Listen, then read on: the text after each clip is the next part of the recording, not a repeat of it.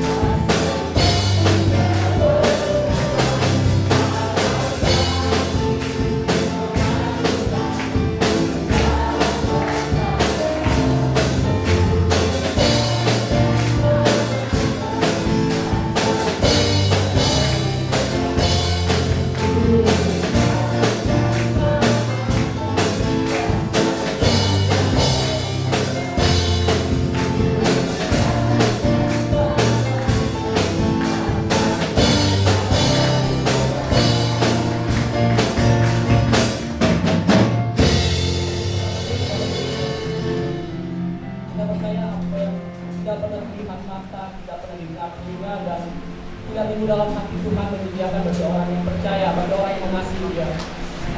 Saat kita mendengarkan firman Tuhan, hari kita sedang anak kita, kita pujian, kau berfirman.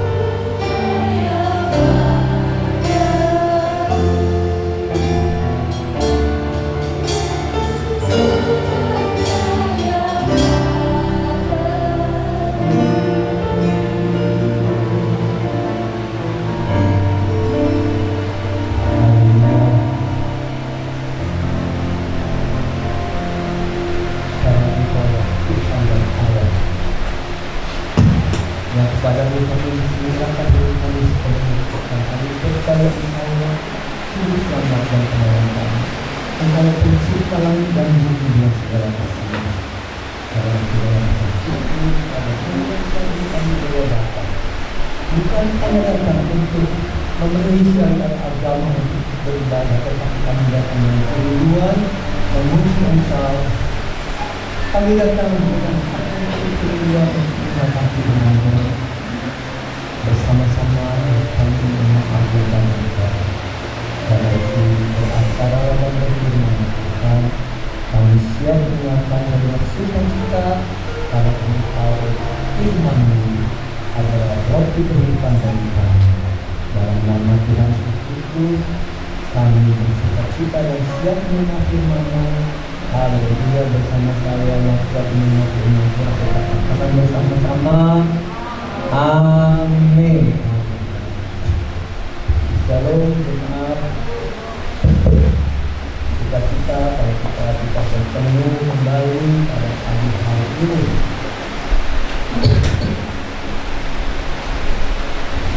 Dalam ibadah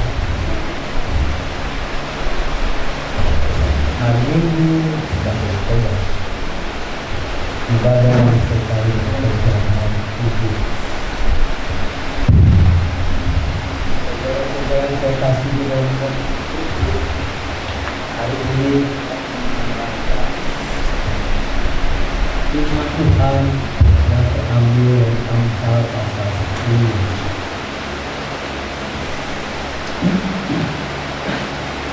Amsal pasal 10, Amsal pasal 18 dan itu ayat yang ke-10. Amsal 18 ayat yang ke-10. Tetapi sebelumnya saya ingin menganggap bernyanyi, tapi saya tidak tahu apakah dia tahu lagu ini ya. Nama kita lagunya seperti ini. Saya tidak tahu apakah saya ini juga tahu. Berilah Tuhan dibangun yang berdiri. Oh nama Tuhan berilah yang tinggi. Oh nama Tuhan hati yang ku bersandar. Orang benar kan lari kepadanya. Orang benar kan lari kepadanya. Biasanya lagi kan namanya Yesus.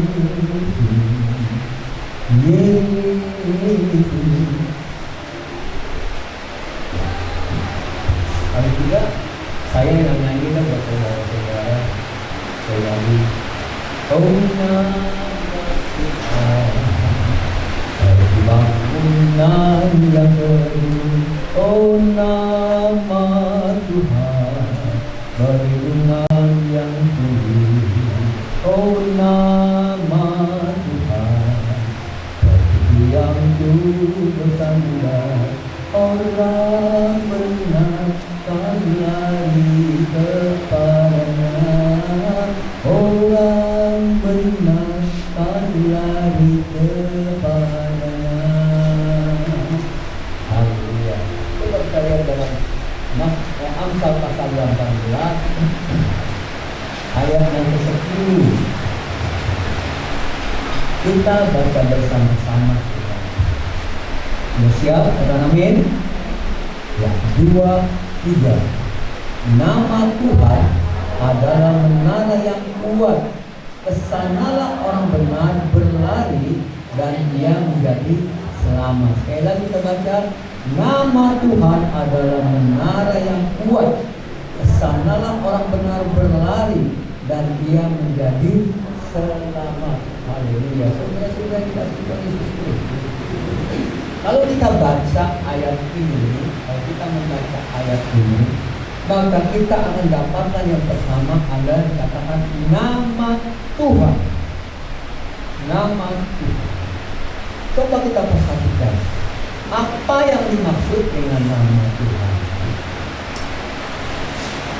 Apa arti sebuah nama? nama diberikan kepada benda-benda, binatang, tumbuhan, manusia itu untuk membedakan satu dengan yang lain. Tetapi saudara-saudara, kalau kita perhatikan baik-baik, orang tidak akan memberi nama secara serampang atau sembrono atau sembarangan. Pasti ketika anak lahir, sebelum lahir pun sudah dipersiapkan suatu nama. Tentunya namanya yang bagus, namanya yang bagus, dengan satu pengharapan bahwa anak yang kepadanya dibilang nama, dia akan bertumbuh sesuai dengan harapan orang tuanya memberikan nama itu. Karena itu dipilihlah nama-nama yang baik, antara lain misalnya Paulus adalah Kristen. Ya. Tapi mungkin saya yang tidak tahu atau kurang pengalaman atau kurang luas pergaulan, belum pernah saya dengar orang Kristen ketika punya anak dinamakan Yudas Iskariot. Nggak pernah loh. Nggak tahu kalau saudara punya tetangga yang namanya Yudas Iskariot, boleh juga ketika saya bertanya, apa sebabnya bapak kasih nama Yudas Iskariot? Sebab konotasinya kalau orang menyebut Yudas Iskariot itu pasti nggak enak. Kenapa? Dialah pengkhianat. Dialah orang yang mengkhianati Tuhan Yesus Kristus, bahkan menjual Tuhan Yesus Kristus. Karena itu saya katakan jarang orang diberi nama Yudas Iskariot. Pasti diberi nama yang bagus-bagus lah, misalnya Yohanes, makan siapa gitu ya, tetapi tidak Yudas Iskariot. Nah, nama Paulus itu diharapkan orang tuanya yang percaya pada Tuhan Yesus bahwa anak ini dia akan bertumbuh dalam hidup dengan prinsip kebenaran yang begitu teguh, seperti Rasul Paulus. Rasul Paulus itu adalah rasul yang luar biasa pakai ayat Tuhan.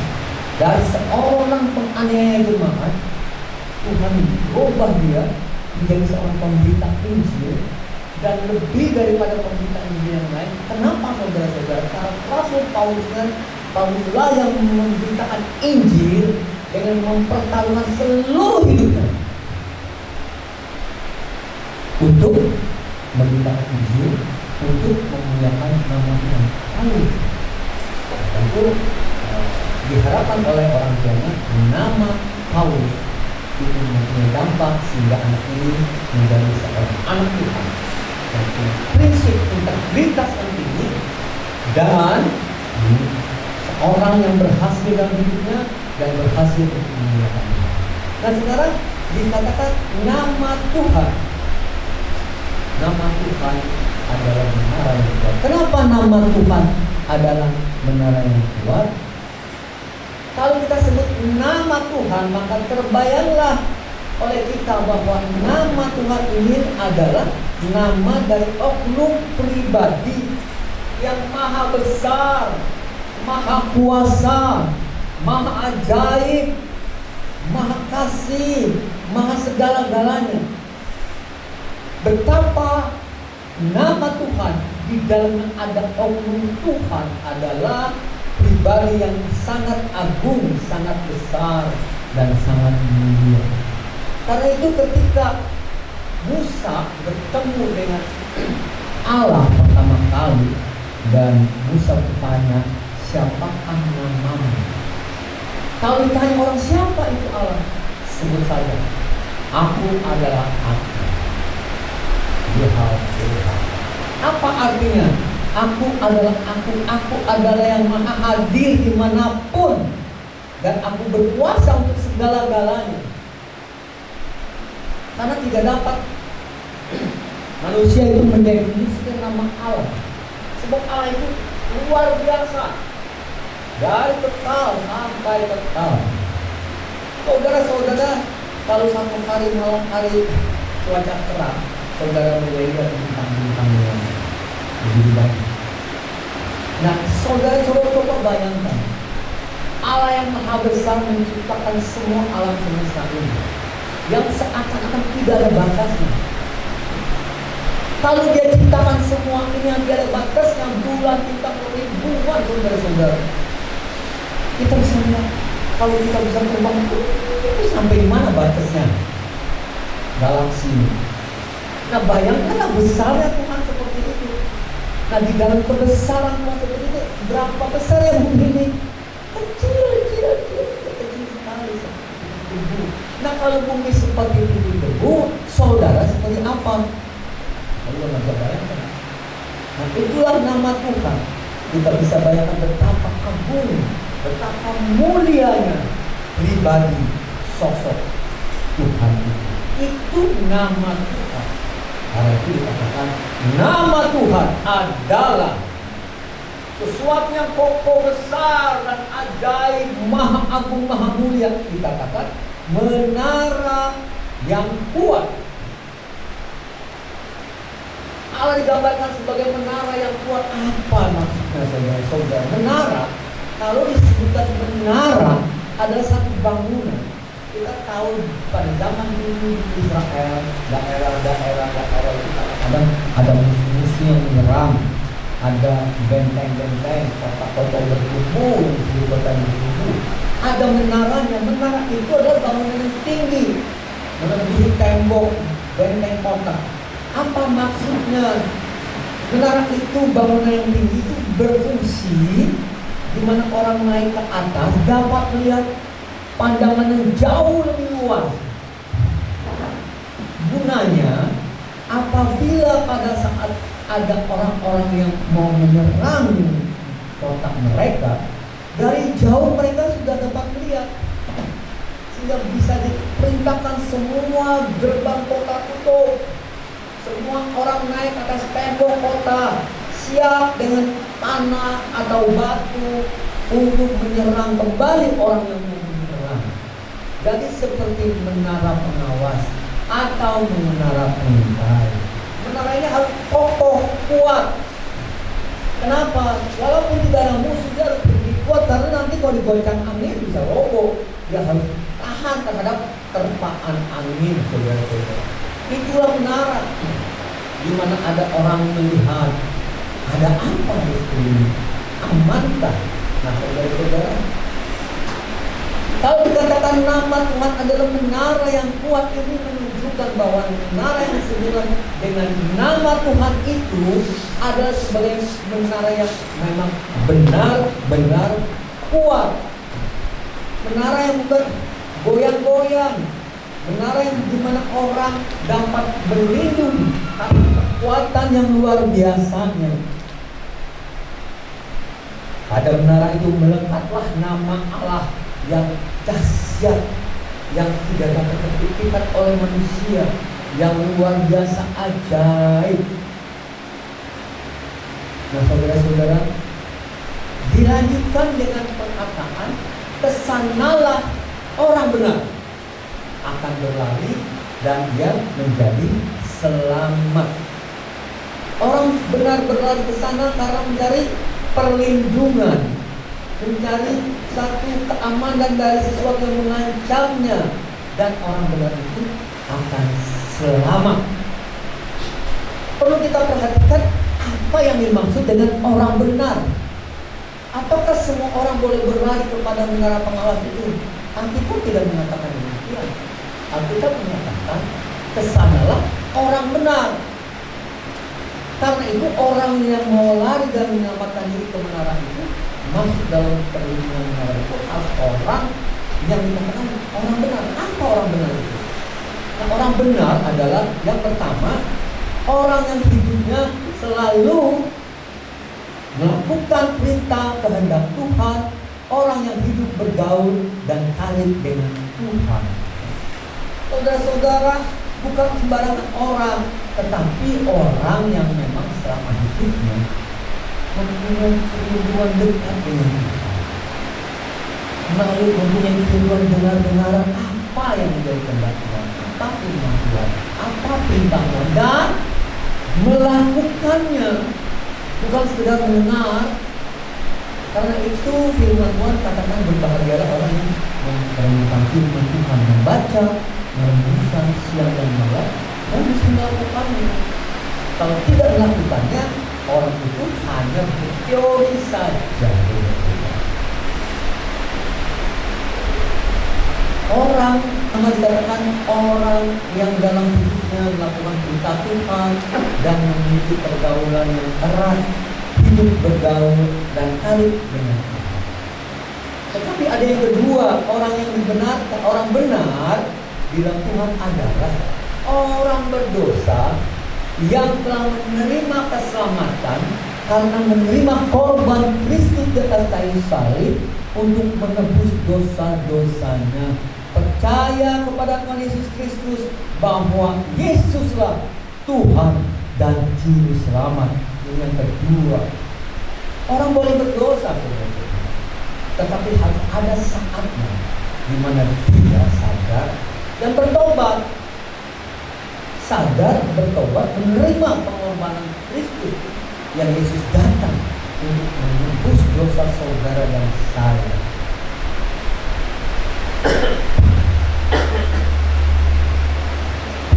Karena itu Bapak Ibu yang dikasihi Tuhan Yesus Kristus, saya menghormati setiap orang yang hari ini beribadah di gereja pada kita.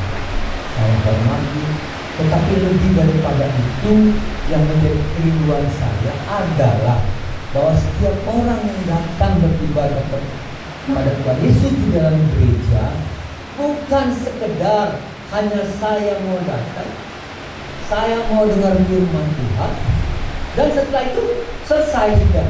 Saya sudah membayar tugas saya bergereja sebagai orang Kristen mendengar firman Tuhan. Persoalan apakah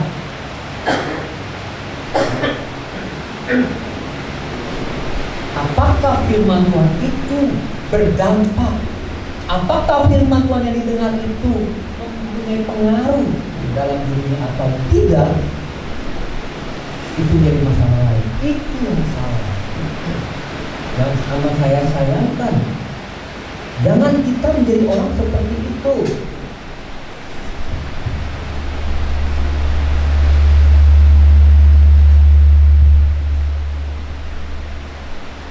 Saya mohon maaf, saya sering memperhatikan hal ini, dan hati saya juga kadang-kadang sedih kalau melihat orang-orang seperti ini. Kenapa saudara? Saya bukan manusia sempurna. Ketika saya mulai bertobat, saya punya kerinduan kepada Tuhan. Saya terus tidak beribadah. Tapi ada masa-masanya juga, di mana saya merasakan kadang-kadang saya kering. Nah, itulah yang terjadi. Saya ibadah, tetapi saya tidak memperhatikan apa makna, apa berkat dalam ibadah itu, apa firman Tuhan yang disampaikan.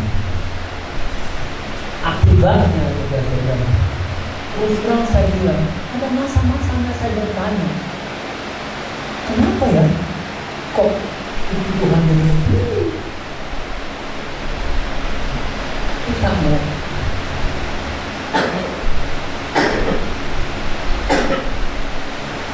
Kita mau seperti orang yang kelenteng, tidak bisa. Tidak ada patung Yesus di gereja-gereja yang kita sembah. Kalau di kelenteng orang datang pasang yo, kan gitu. Orang yang begitu kelenteng pasti pasang yo langsung menghadap orang dia. Saya nggak tahu apa dia merem kenapa ya, nggak ngerti. Apakah dia merem dia kali. Nah, kalau kita datang ke gereja, dia berkelenteng pasang yo. Sudah itu, ini dia tanya terus kembali lagi dia bangun atau gitu ya. Orang gereja, orang Kristen datang ke gereja,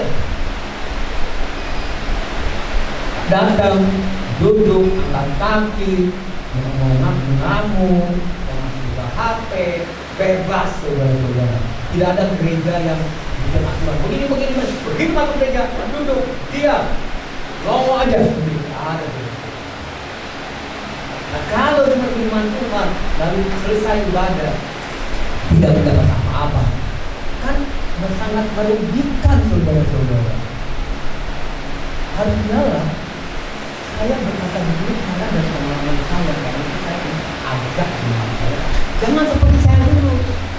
Tetapi berubahlah, kita datang ibadah, dengar firman Tuhan, renungkan firman Tuhan, lakukan, berusaha melakukannya, supaya hari-hari kita bisa berubah menjadi orang yang lebih didengarkan di dalam Tuhan. Karena orang yang dibenarkan adalah orang yang berdosa dalam menerima pengampunan dosa. Yang ketiga, orang yang dibenarkan adalah orang yang hidupnya berkait, orang kaya dengan Tuhan. Orang yang menyadari bahwa Tuhan itu adalah kekasih semuanya. Kalau sudah berbicara kekasih, saudara-saudara, adalah orang yang mencintai, oknum yang dicintai dan disayangi, yang kepadanya dia selalu ingat. Dimanapun dia berada, dia ingat. Apapun yang dilakukan, dia ingat kepada kekasihnya. Kalau dia makan, dia ingat. Kalau dia minum, dia ingat. Mudah-mudahan ke WC dia lupa, saudara. Yang lain dia ingatkan, saudara-saudara. WC dia lupa, WC dia lupa. Ini kata kasihan. Masaknya acara dulu. Orang yang dibenarkan adalah orang yang Tuhan merupakan kekasihnya. Orang yang selama hidupnya ingin dekat, selalu ingin dekat, terlebih lagi ingin menggantungkan kehidupannya, mempunyai hubungan yang akrab. Kalau akrab itu dekat, saudara. Sahabat itu orang yang dekat. Kalau sahabat karib, orang yang sangat dekat. Orang yang tahu bahwa Allah tempat perlindungan. Ada 3 macam orang ini. Nah, saudara-saudara, karena itu kalau kita membaca nama Tuhan adalah menara yang kuat, kesanalah saudara dan saya, kalau kita menjadi orang benar, akan berlari dan menjadi selamat. Perbandingan ayat ini kalau kita baca dalam Mazmur 62 ayat 5 sampai 8. Mazmur 62 ayat 5 sampai 8, saudara. Dikatakan, hanya pada Allah saja kiranya aku tenang, sebab daripadanya lah harapanku. Hanya dialah gunung batuku dan keselamatanku, kota bentengku, aku tidak akan goyah. Pada Allah ada keselamatanku dan kemuliaanku, gunung batu kekuatanku, tempat perlindunganku ialah Allah. Percayalah kepadanya setiap waktu, hai umat. Curahkanlah isi hatimu di hadapannya. Allah ialah tempat perlindungan kita. Jangan percaya kepada pemerasan. Jangan menaruh harap yang sia-sia kepada perampasan. Apabila harta makin bertambah, janganlah hatimu melekat kepadanya. Mazmur ini adalah Daud. Daud itu adalah orang yang punya pengalaman luar biasa. Dia sudah berlatih menjadi raja atas Israel. Tetapi karena kebencian hati Saul dan kejelesan iri hati dari Raja Saul, bukan dia hormati Daud yang telah membela, mengalahkan musuh-musuh Israel untuk Saul. Tetapi ketika ada orang-orang berkata begini, Saul mengalahkan musuhnya beribu-ribu, tetapi Daud mengalahkan musuhnya berlaksa-laksa puluh-puluh ribu. Saul mendengar, irilah dia, jealouslah dia. Dia marah tanpa alasan, cuma karena orang lebih menghargai Daud. Maka Daud kejar untuk dibunuh. Daud mengalami perlakuan yang sangat-sangat tidak adil, saudara-saudara. Dia tidak pernah bersalah, tetapi dikejar. Dari pengalaman-pengalaman Daud ini, maka dia bisa rangkumkan semua pengalaman itu, dia intisarikan pengalaman itu di dalam Mazmur 62. Hanya pada Allah saja kiranya aku tenang, sebab daripadanya lah harapanku. Hanya dia gunung batuku dan keselamatanku, kota bentengku, aku tidak akan goyah. bahwa Tuhan Allah lah yang dilihat oleh Daud sebagai gunung batu. Kalau gunung batu, saudara, kalau Daud ada di atasnya, musuhnya datang, kan itu banyak batu. Kita diambilnya batunya, dilempar aja ke bawah tuh, nggak mungkin musuhnya bisa naik.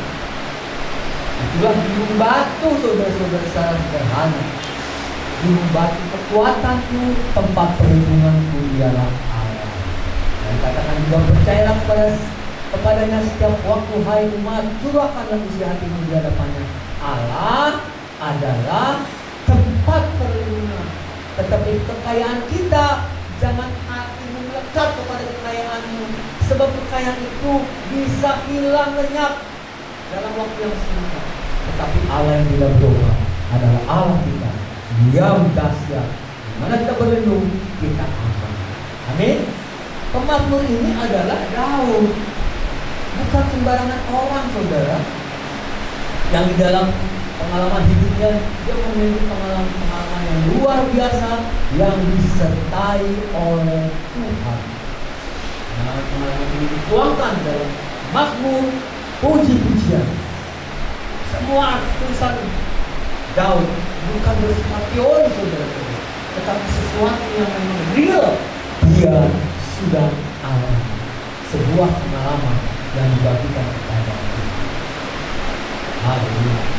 Saudara-saudara, ketika virus corona mulai merebak, mulai banyak orang yang terkontaminasi, terinfeksi, saudara tahu pasti ada satu ayat yang dipakai oleh hamba-hamba Tuhan dan orang-orang Kristen.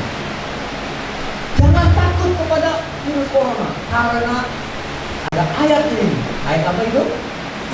Mazmur Mazmur 91. Wah, itu ramai di mana-mana. Wah, hamba-hamba Tuhan menguatkan jemaat, mengingatkan jemaat dengan Mazmur 91 yang kita mau baca, 91 ayat 1 dan 2. Mazmur 91 ayat 1 dan 2. Orang yang duduk dalam lindungan yang maha tinggi dan bermalam dalam naungan yang maha kuasa akan berkata kepada Tuhan, tempat perlindunganku dan gunung pertahananku, Allahku yang ku percayai. Kita lihat Mazmur 91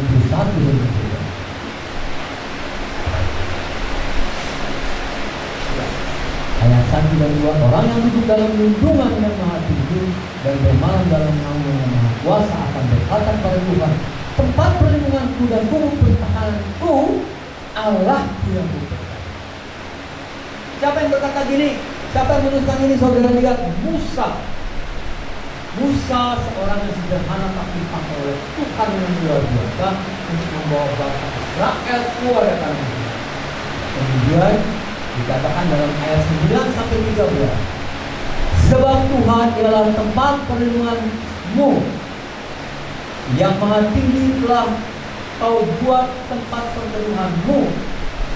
Malapetaka tidak akan menimpa kamu, dan ulah tidak akan mendekat kepadamu, sebab malaikat-malaikatnya akan diperintahkannya kepadamu untuk menjaga engkau di segala jalanmu. Mereka akan menatang engkau di atas tangannya, supaya kamu memberikan batu, singa dan ular belut akan kau langkahi. Engkau akan menginjak anak singa, menginjak anak singa dan ular naga. Nah, saudara-saudara, inilah gambaran daripada apa yang dialami Musa. Musuh sebesar apapun di dalam Tuhan tidak akan ada yang sanggup menghadapi umat Israel, umat Tuhan yang disertai oleh Tuhan. Karena pada dasarnya ketika mereka menghadapi umat Israel itu mereka berhadapan. Bayangkan, di hadapannya adalah Fir'aun, di belakangnya ada orang Mesir mengejar. Apa yang Tuhan lakukan? Pada siang hari Tuhan membuat air tawar. Bangsa Israel dipayungi dengan awan supaya mereka tetap. Jarak antara orang Israel dengan orang Mesir ini dibuatlah kekacauan sehingga orang Mesir tidak bisa melihat kepada bangsa Israel. Kenapa? Bayangkan kalau saudara itu orang di depan ada laut, berenang nggak bisa. Bagaimana? Tidak ada cara lain selain musuh itu orang yang menjadi ditambah oleh oknum yang itu. Nah, ketika siang hari orang Israel juga merasa ketakutan, Tuhan bilang pada Musa, angkat tongkatmu dan itulah air laut berlalu. Apa yang terjadi? Ketika laut itu terbelah ke air itu. Karena angin timur begitu kuat, air terbelah sampai ke dasar laut berlalu. Dan orang Israel bisa jalan di tengah. Saya senang sekali kalau lihat film ini, karena film itu lama gitu, tidak sengaja. Begitu digambarkan orang Israel lewat. Ketika orang Israel sudah lewat mendekati akhir, tentara Mesir masuk ke dalam lautan yang kering itu, ngejar. Wah, orang Israel, dia akan laut, tidak. Tapi barisan Israel ketika yang terakhir naik ke daratan, maka Musa angkat tongkat ini lalu air itu yang terbelah sekarang menutupi laut gelap. Seluruh tentara Mesir yang ada yang sudah berjalan masuk meninggal mati. Itu dilihat oleh Musa, bukan Musa mendengar cerita, itu dilihat. Menghadapi orang Amalek, orang Israel belum pernah perang, tapi Musa berdoa ketika diangkat tangan menang orang Israel, tapi dia sampai dia turun tangannya, maka kalahlah orang Israel. Allah berperang bagi orang Israel, maka ditopanglah tangannya sehingga tangan terangkat dari bangsa Israel. Gak punya makanan, Tuhan kirim roti hidup mana. Gak usah ada pabrik roti, ada makanan setiap hari. Perlu daging, Tuhan kirim. Nah, semua ini adalah pengalaman daripada Musa. Karena itu Musa melanjutkan di dalam ayat 14 sampai 16. Perhatikan baik-baik, saudara. Dikatakan sungguh hatinya melekat kepadaku, maka aku akan meluputkannya. Aku akan membentenginya, sebab dia mengenal namaku. Bila dia berseru kepadaku, aku akan menjawab. Aku akan menyertai dia dalam kesesatan. Aku akan meluputkan dan memuliakannya. Dengan panjang umur akan kutemukan dia, dan akan kuperlihatkan kepadanya keselamatan daripada dia. Siapa Musa? Dia bukan ahli strategi perang. Dia bukan susu ahli perang yang terkenal di Cina zaman dulu. Dia adalah orang yang malang, tetapi Tuhan pakai. Dan sungguh-sungguh Musa adalah orang yang begitu taat dan takut kepada Tuhan itu, saudara-saudara. Karena itu dikatakan, bila ia berseru kepadaku, aku akan menjawab. Aku akan menyertai dia. Dan nyata dalam kehidupan Musa bahwa Allah menyertai dia untuk membawa bangsa Israel keluar dari tanah Mesir. Aku akan meluputkannya dan memuliakannya. Dengan panjang umur akan kutemukan dia dan diperlihatkan kepada yang nama keselamatan daripadaku. Inilah saudara-saudara tulisan daripada Musa dari pengalamannya, bahwa benar nama Tuhan adalah menara yang kuat. Orang benar berlari kepadanya dan diselamatkan. Penulis yang satu itu Musa itu, bukan orang lain. Karena Musa dari kapal untuk membawa bangsa Israel keluar dari Mesir. Tidak ada orang yang sehebat dipakai oleh seperti Musa. Kenapa? Karena Musa menenapi dari satu keluarga Yakub yang disebut Israel tinggal di Goshen di tanah Mesir, menjadi kelompok komunitas yang besar, menjadi satu bangsa yang harus keluar dari Mesir, dan dari keturunannya akan dilahirkan Tuhan.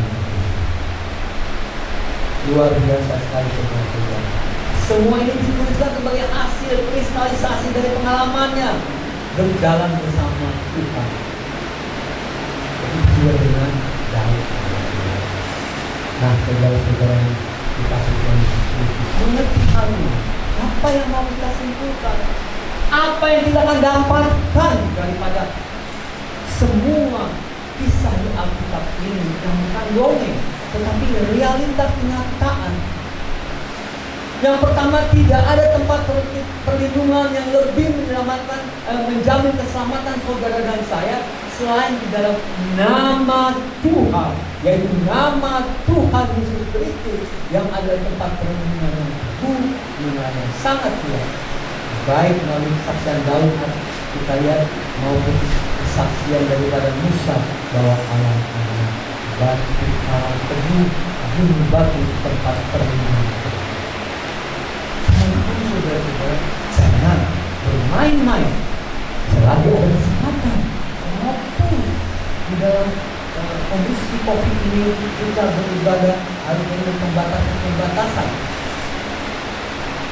Jangan pernah kita bermain-main, tetapi sungguh-sungguhlah kita menjadi anak-anak Tuhan yang mengasihi Tuhan, dekat dengan Tuhan, yang melihat bahwa benar Tuhan adalah gunung batu, tempat perlindungan, tempat perlindungan. Nah, saudara-saudara, marilah kita hidup seperti Musa dan Daud dan banyak anak Tuhan yang lain. Tetapi seringkali ada hambatan dalam kita hidup berjalan dengan Tuhan, sehingga Tuhan tidak menjadi menara yang kuat bagi kita, saudara-saudara. Kenapa? Mengapa, saudara-saudara? Karena kehidupan di dunia ini, saudara-saudara, setuju atau tidak setuju, sadar atau tidak sadar, bahwa kesibukan di dunia ini, arus dunia ini telah menggiring kita, membuat kita tidak lagi sungguh-sungguh dengar kepada Tuhan, tidak lagi sungguh-sungguh menjadikan Tuhan adalah kekasih jiwa kita, tidak sungguh-sungguh mengasihi Dia. Padahal firman Tuhan berkata, kasihilah Tuhan Allahmu dengan segenap hatimu, segenap jiwamu, segenap akal budimu, segenap kekuatanmu. Sudah jelas diberitakan ini, tetapi kita sebagai anak Tuhan tidak mau melakukan. Jujur saya katakan, saya pernah mengalami. Bersyukurlah saya kepada Tuhan karena kemurahannya. Tuhan panggil saya menjadi hamba-Nya, dan di dalam panggilan itu saya semakin mengenal. Saya melihat kehidupan saya. Karena itu saya ingin berkata kepada saudara-saudara, begitu banyak kemungkinan di dunia ini yang membuat saudara dan saya menjauh dari Tuhan. Kita hidup perlu uang, betul. Kita butuh uang, sangat benar. Gereja pun perlu uang. Nah, di dalam kita mencari uang itu, terkadang kita melihat bahwa uang itu lebih manis daripada Tuhan. Bahwa firman Tuhan berkata, firman-Mu lebih manis daripada madu dalam langit-langit. Tetapi kita merasakan uang itu lebih manis daripada Tuhan. Kenapa, saudara-saudara? Mengapa saudara-saudara tidak pernah melihat Tuhan Yesus? Kita tidak pernah mendengar suaranya ketika kita berdoa di berkata, tidak atau tambahan atau bayi anak itu. Kalau uang kita cari dengan gigi, kita dapatkan, kita bawa pulang, kita bisa nikmati, beli barang, mau makan enak, bisa. Tetapi kita doa dengan Tuhan, belum dijawab Tuhan. Kenapa saudara-saudara belum dijawab? Sebetulnya bukan Tuhan tidak menjawab. Dari pengalaman hidup saya mau katakan, Tuhan menjawab. Kita harapkan suaranya terdengar mungkin, tapi Tuhan menjawab dengan tanda-tanda yang heran. Pernah nggak saudara berdoa minta sesuatu, Tuhan tidak jawab. Tetapi apa yang tidak saudara harapkan tiba-tiba terjadi.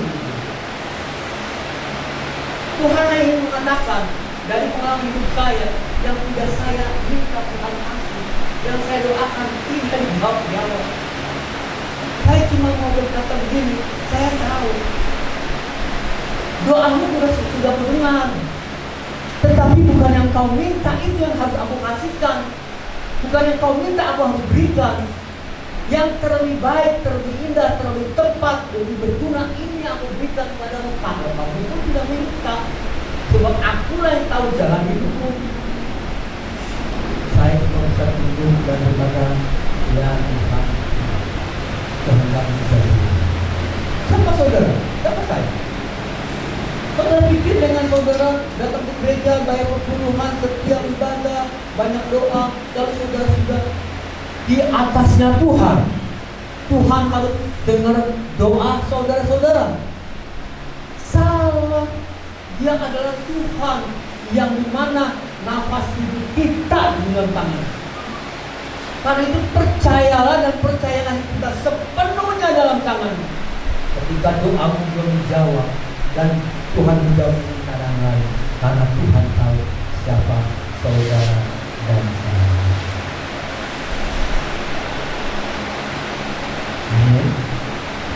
Jadi jangan pikir daripada saya udah setia, saya begini doa saya nggak jawab. Jawabannya itu ya, rasain itu. Itu kalau saya. Kenapa? Karena kamu nggak tahu. Jangan ngadu Tuhan. Tuhan tahu siapa kamu. 1 menit di hadapanmu dalam jalan kau tidak tahu apa. Tapi Tuhan tahu sepanjang jalan. Karena itu dia tahu kapan dia akan memberikan yang terbaik bagi saudara menjawab doa. Nah karena itu hari ini masih kita, mari saudara-saudara minta introspeksi memperbaiki hidup. Hiduplah dekat dengan Tuhan.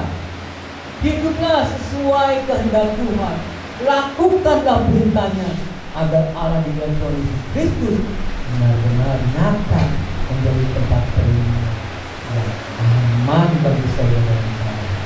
Dia benar-benar yang kokoh dan kuat bagi saudara dan saya, menjadi tempat perlindungan dan tempat perlindungan.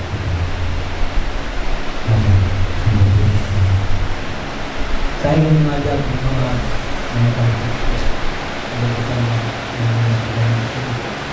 engkaulah perlindunganku.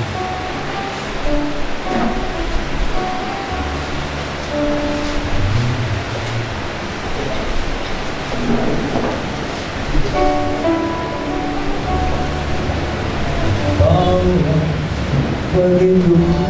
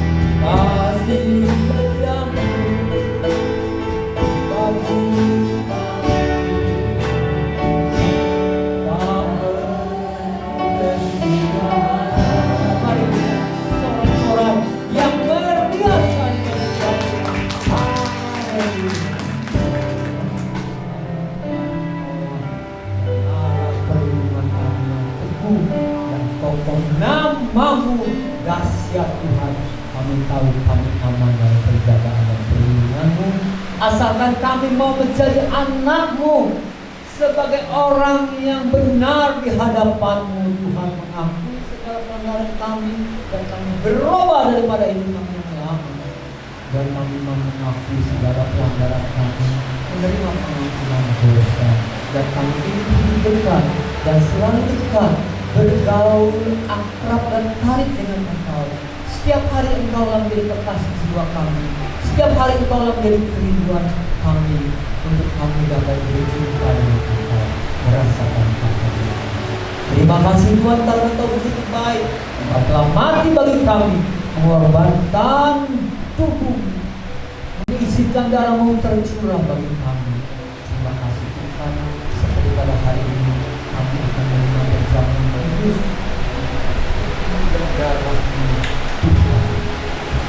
Itu yang kami bersyukur dan berterima kasih dan kebaikan yang kami lakukan.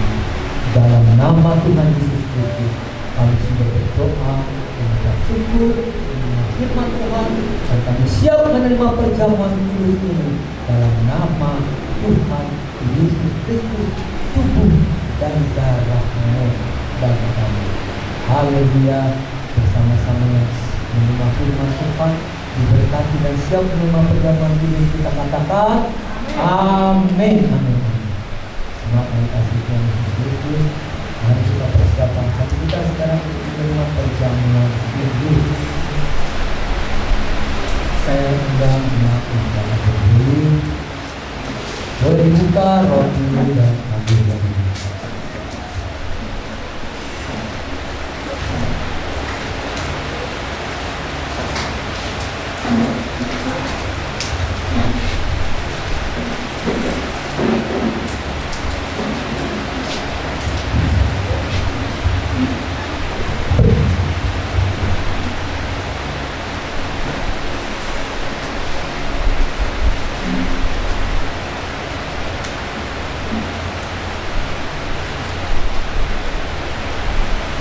Roti ada ayat. Saya tidak tahu apa ayat yang saudara terima, tapi ayat yang saya terima adalah sebab kamu telah dibeli dan harganya telah lunas dibayar, karena itu muliakanlah Allah dengan tubuhmu. Haleluya.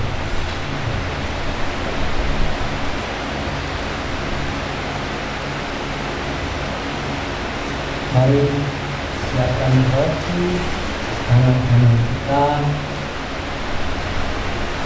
angkat tinggi-tinggi hadapan Tuhan. Saya akan mengajukan dua pertanyaan, yang pertama dan yang kedua, dan bila saudara percaya yang sungguh-sungguh, katakan amin di hadapan Tuhan. Yang pertama, sebab apa yang telah kuteruskan kepadamu telah aku terima dari Tuhan, yaitu bahwa Tuhan Yesus pada malam waktu Dia diserahkan mengambil roti, dan sesudah itu Dia mengucap syukur atasnya. Dia memecah-mecahkannya dan berkata, inilah tubuhku yang diserahkan bagi kamu. Perbuatlah ini menjadi peringatan akan aku. Mari kita menggunakan kata syukur dalam nama Tuhan Yesus Kristus.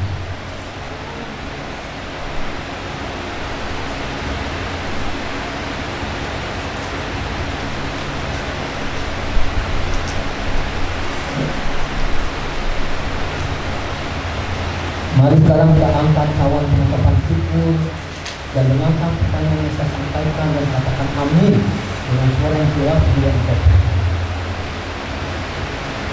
Bukankah cawan pengucapan syukur yang atasnya kita mengucap syukur adalah persekutuan dengan darah Kristus? Amin. Dengarkan firman Tuhan, kita minum bersama. Cawan ini adalah perjanjian baru yang disampaikan oleh Allah. Perbuatlah ini setiap kali kamu meminumnya menjadi peringatan akan aku. Mari kita menerima dengan syukur, menerima cawan pengucapan syukur menjadi peringatan akan Tuhan Yesus itu yang telah berkorban bagi kita. Haleluya.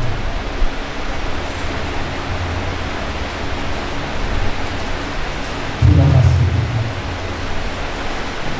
kasih kemurahan, terima kasih kasih kami tahu Engkaulah perlindungan kami, tempat perteduhan yang kuat dan kokoh bagi kami.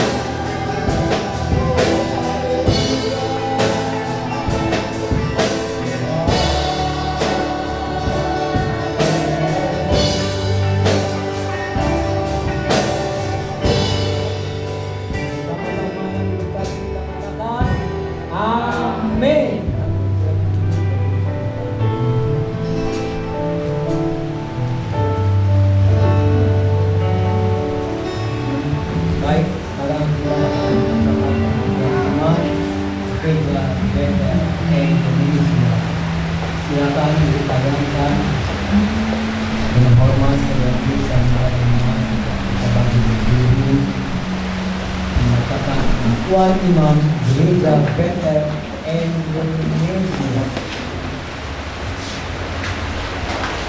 Baik, Alkitab Perjanjian Lama dan Perjanjian Baru adalah firman Allah yang dihantar oleh Roh Kudus.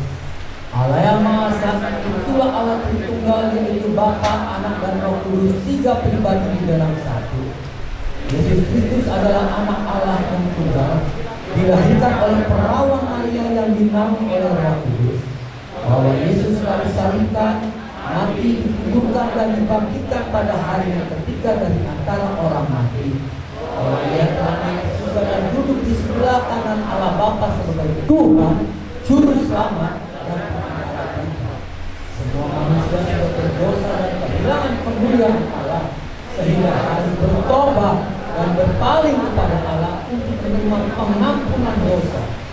Kebenaran dan kelahiran baru terjadi karena iman di dalam darah Yesus Kristus yang dikerjakan oleh Roh Kudus. Setiap orang yang bertobat harus dibaptis secara Islam dalam nama Bapa dan Anak dan Roh Kudus, yaitu dalam nama Tuhan Yesus Kristus. Penyucian hidup adalah buah kelahiran baru karena percaya dalam darah Yesus Kristus yang dikerjakan oleh kuasa firman dan Roh Kudus. Karena itu kesucian adalah asas dan prinsip hidup umat Kristen. Baptisan Roh Kudus adalah karena untuk semua orang yang telah disucikan hatinya. Pada awal baptisan Roh Kudus adalah berkata-kata dalam bahasa roh sebagaimana dilihatkan oleh Roh Kudus. Zaman kudus dilakukan setiap kali untuk meneguhkan persekutuan kita dengan Tuhan dan satu dengan yang lain. Kesembuhan berakhir tersedianya korban penebusan Yesus untuk semua orang yang percaya. Nabi Yesus akan turun dari surga untuk membangkitkan semua umat yang telah mati dan mengangkat semua umat yang masih hidup, lalu bersama-sama bertemu dengan Dia di udara. Kemudian Dia akan datang kembali bersama orang kudusnya untuk mendirikan kerajaan 1000 tahun di bumi ini. Pada akhirnya semua orang yang mati akan dibangkitkan. Orang benar akan bangkit pada kebangkitan yang pertama dan menerima hidup kekal. Tetapi orang jahat akan bangkit pada kebangkitan yang kedua dan menerima selama-lamanya. Mari angkat tangan kita katakan moto keluarga besar GBI Kelor bersama-sama dengan percaya. Seluruh keluarga besar GBI Kelor menjadi warga kerajaan Allah yang siap masuk dalam kekekalan. Haleluya. Mari kita berikan pada berdoa. Bapa kami yang di surga, dikuduskan namamu, datanglah kerajaan-Mu, jadilah kehendakmu di bumi seperti di surga.